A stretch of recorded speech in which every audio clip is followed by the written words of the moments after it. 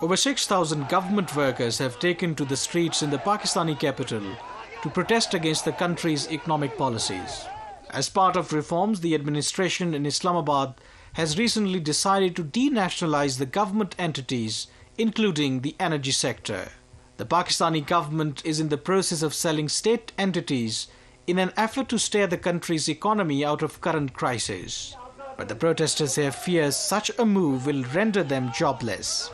This is the failure of the new economic policy, which they call that this is the liberalization of economy. And through this policy, they are going to privatize the institutions, and that privatization, ultimately that inevitably will result in shape of the unemployment and unrest in the society.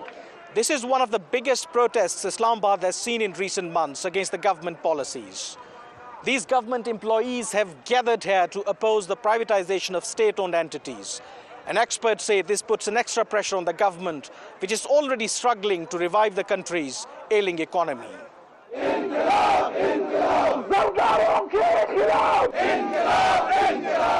Pakistan's economy has been on the IMF bailout package, and the government is finding it difficult to meet its conditions due to strong opposition on the ground by its people. The government is selling the state entities on the IMF dictation. This is not in the interest of the country.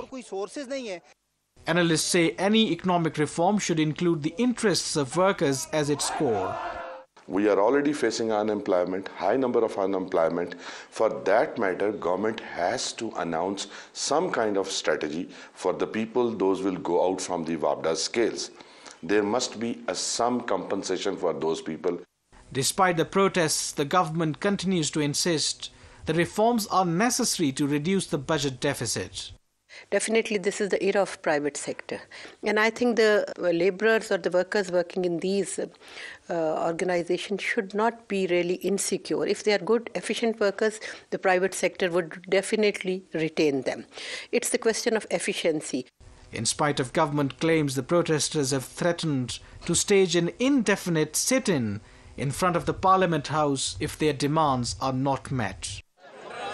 Kamran Yusuf, Press TV, Islamabad.